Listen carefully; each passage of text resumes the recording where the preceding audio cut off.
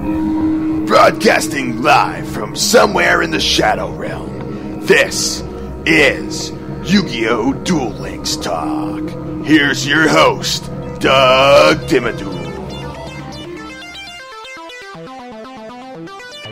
Hey there, and welcome to another episode of YuGiOh Duel Links Talk. Today, we're going to take a look at a dragon deck based off of a lot of the pieces, or one of the main pieces that you're able to acquire from farming Mokuba in the current event that's going on right now. And the main driver behind this deck is Kidmono Dragon.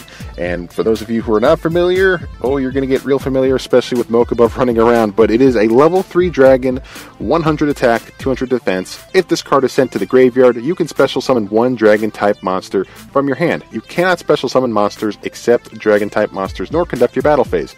The turn you activate this effect. You can only use this effect of Kidmono Dragon once per turn. So this is the whole driver of this deck. The reason why I want to discuss this today is because I tend to think that dragons are kind of on the way out as far as the meta outside of the whole Red Eyes build, the Red Eyes beatdown decks that you're seeing. But to my surprise, in the last few days, I've been running this specific deck, and I've been doing really, really well in Legend. I've bumped up to Legend Rank 2, on the verge of Legend Rank 3. I've actually been able to manufacture quite a few wins in a row using this type of deck, and it's got a pretty decent win rate in Legend right now. So I think it's just kind of catching people off guard because they're not expecting a Kidmono Dragon deck when they're hitting Legend Rank. But it's, I've been getting a lot of good wins with this one, and a lot of convincing wins as well. So, as you know, you start the deck off with those 3 Kidmono Dragons, and then you want to run 3 copies of your Vanguard of the Dragon. It's a level 4 dragon with 1700 attack and 1300 defense. You can send one dragon-type monster from your hand to the graveyard. This card gains 300 attack. When this card you control is sent to your graveyard by your opponent's card effect, you can target one dragon-type normal monster in either player's graveyard and special summon that target. So, my typical first play combo that I want to see is a copy of Vanguard of the Dragon, a copy of Kidmono Dragon, and then a copy of one of my higher powered dragons. So that way, what I want to do is activate my Vanguard of the Dragon in that first turn, send that Kidmono to the graveyard, triggering Kidmono's effect, and then bringing out one of my powerful dragons to kind of flood the field with a 2200 attack Vanguard of the Dragon, and then maybe a 3000 plus attack dragon monster, because in this deck I like to run peak performance. And you'll see why in a minute. I'll get to that one. But one of the first powerful monsters I have here is Tyrant Dragon. It is a level 8 dragon, 2900 attack, 2500 defense.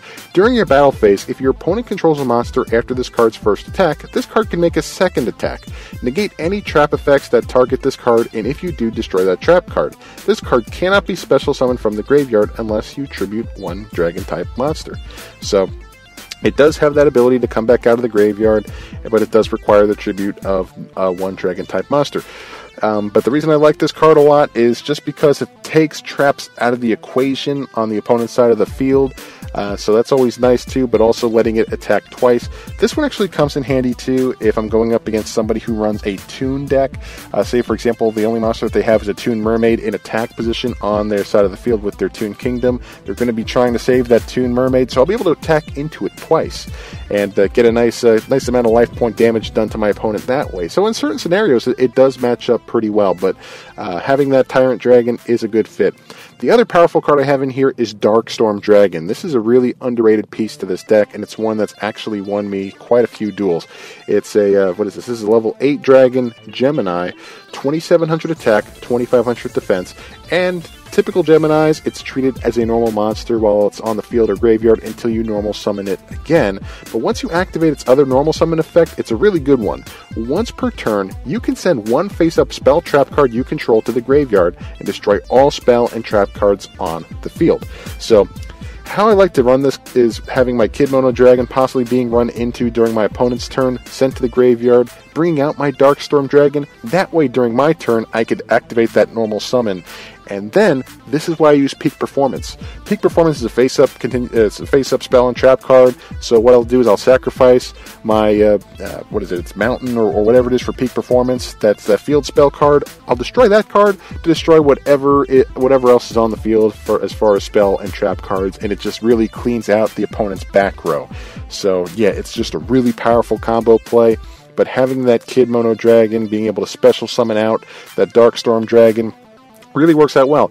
But also, there's another little piece to this, another little nuance that is really good about having Darkstorm Dragon in this deck, is, remember Vanguard of the Dragon has that effect where if it's sent to the graveyard by an effect, you're able to special summon from your graveyard one normal type dragon monster. So, since Darkstorm Dragon would be in the graveyard, if you end up sending it to the graveyard using Vanguard's effect, or if it got destroyed in a previous turn or something along those lines and it's sitting in the graveyard, once your Vanguard gets destroyed by that effect, your opponent, if they're not really paying attention, may think that you don't have any normal dragons in your graveyard because they'll just see all these effect monsters that have been on the field. Well, this Darkstorm Dragon is a normal monster, so your opponent kind of gets a little frustrated when they spend all that effort using an effect to destroy your Vanguard only to bring Darkstorm Dragon back out onto the field. So that's just another really, really slick combo play that you're able to utilize. The next card that I have here, I run 3 copies of Totem Dragon. I've been toying around with 2 copies and 3 copies, but 3 copies has been just fine. This card can be treated as 2 tributes for the tribute summon of a dragon monster. If this card is in your graveyard during your standby phase and you control no monsters, you can special summon this card in attack position. You cannot activate this effect if there are any monsters in your graveyard that are not dragon type. If this card is special summoned with this effect, remove it from play when it is removed from the field. So, I like that ability for it to float, especially early on in the game. If you have a Totem Dragon, you put it in defense position, let your opponent destroy it in their turn. It summons itself back out during your turn in attack position because you have no monsters on the field, and then hopefully you could use it as 2 tributes for a Tyrant Dragon or for a Darkstorm Dragon. So you're able to run that combo pretty well, but also too, just for good measure, if you have a Vanguard of the Dragon, you could just use your Totem Dragon as some fodder to send to the graveyard to not only increase its attack, but say for example if your opponent has a really good turn that next go around and destroys your Vanguard of the Dragon, at least you know that you have a Totem Dragon in the graveyard with your cleared field during your turn. You know you're going to be starting with a Totem Dragon on the field. So this is a pretty underrated card. Thanks to the use of a card like Vanguard of the Dragon, it really kind of boosts its play potential. So other than that too, we have 2 cards here just because I actually put the $3.99 into the Dragon Structure deck. I run 2 copies of Exploder Dragon. It's a level 3 dragon, 1000 attack, 0 defense. If this card is destroyed by battle and sent to the graveyard, destroy the monster that destroyed it. Neither player takes any battle damage from attacks involving this attacking card. So this is the card that I'll run into any monsters that are just way too powerful or way too stressful to have on the field. I'll run my Exploder Dragon right into them, and it works out really nicely. It's pretty much the secret MVP to this deck. But now let's get into the good stuff here, the spells and the traps. We only run 5 in total, but we run 3 enemy controllers, your standard enemy controllers, where you could either change your opponent's battle position of one of their monsters or tribute one of your own monsters to take control of one of your opponent's monsters until the end of the turn. I like to run 3 of this because I run 2 copies of Dimension Gate. Now, Dimension Gate, this is one of the drops that you were able to get in the Paradox Brothers event recently. I know it was a really difficult card to get, but you also were able to purchase it using your EX Jewels. So if you still have some EX Jewels and it's still going on right now at the card trader, this is the first card that should be on your list because it is great. What you do is you activate this card by targeting one monster you control and banish that target face up. When an opponent's monster declares a direct attack, you can send this face up card on the field to the graveyard.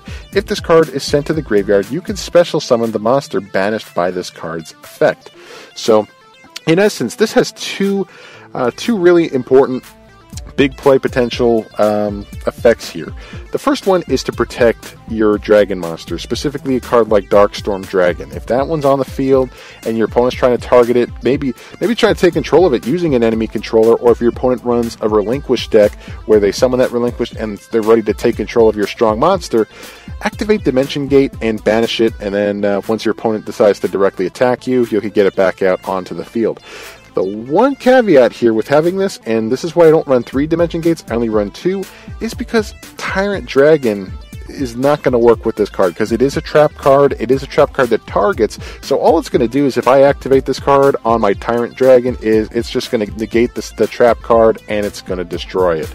So, effectively one of the better plays to do is actually have maybe possibly a Kidmono Dragon on the field, then activate your enemy controller to destroy that Kidmono Dragon, and take control of one of your opponent's monsters, then immediately activate that Dimension Gate, sending your opponent's monster to the Banish Zone there, and eventually you could get that card back. But maybe activating Kidmono Dragon's effect to special summon maybe a Tyrant Dragon or a Darkstorm Dragon or anything along those lines onto the field for that turn. But not only do you basically permanently capture one of your opponent's monsters, but you also get to have one of your monsters as well. So comboing that out with Kidmono Dragon is very powerful, and that is one of the better combo moves that I like to see with this deck. It does exist, and it is a very, very powerful move. So that's kind of why this deck has been doing so well in Legend. It's been sneaky good because I've been running those copies of Dimension Gate. So it is a game changer. It is one of the better cards out there. I think if you go on to the blog, the YuGiOhDeckTalk.wordpress.com, I think I gave Dimension Gate a 5 out of 5 as far as a rating goes. If not, it's like a 4.9 out of 5. It is easily one of my highest rated cards right now in the game, just because of its durability and its usefulness in just about any deck. It's kind of really a high-end utility trap that is just really, really good. Kind of in the same way that Enemy Controller is. But when you combo out those two, yeah, it could be lethal. So anyway, yeah, so aside from the protection method as well as the capture method, Dimension Gate is a two-sided trap card that works very, very well. So definitely one worth having.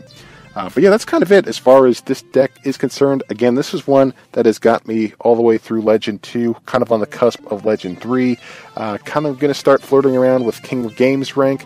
I'm not sure if it'll be with this deck, but at the rate that we're going and the rate that I'm able to get a lot of win streaks going with this type of deck, it's a very streaky deck. I'll win a lot, I'll lose a few, and that's kind of the one downfall of PvP right now is, you could go on a really good run and win, 12 of your last 14 games, and then if you just drop 3 in a row, you end up losing your rank. Sometimes it's bad matchups, sometimes it's a busted hand, sometimes it's your opponent having the perfect hand, but that's part of the grind. So it can be frustrating at times. I could get a little salty, but I try to keep a clear head with having fun in the ranked duels there, especially when you're hitting that Legend rank. So, but anyway, yeah, if you'd like to build a deck similar to this and you have the pieces, I definitely recommend giving this one a shot. I think it's one that can definitely surprise a lot of opponents and get you some pretty good wins. So, yeah, if you've built a deck similar to this, or if you're thinking of some improvements on this type of deck, I'd love to hear your input. Reach out to me on Twitter at YuGiOh Deck Talk. It's all one word, at YuGiOh Deck Talk. And I'd like to bring up this deck down the road. I'd like to bring up this deck again with some of your improvements. And, yeah, love to hear from you. And also, feel free to go check out the WordPress. It's YuGiOhDeckTalk.wordpress.com. Again, that's YuGiOhDeckTalk.wordpress.com. And we'll do periodic articles and news updates on Yu-Gi-Oh! Duel Links and the Yu-Gi-Oh! TCG. We did actually a recent article about Kidmono Dragon combos, and we did a recent article about the Mokuba event. So we got a lot going on there. It's something worth checking out every once in a while. I would bookmark it or whatever, because we try to put an article up at least once a day or once every 2 days, just depending on how slow things are in Duel Links and in the TCG. So, yeah, we'll see how things go. But yeah, keep on checking up on that. It's a fun thing that we just launched last week. So we're having fun writing. But anyway, that's it for today's episode. Thanks again for tuning in, and we'll see you next time. Take care.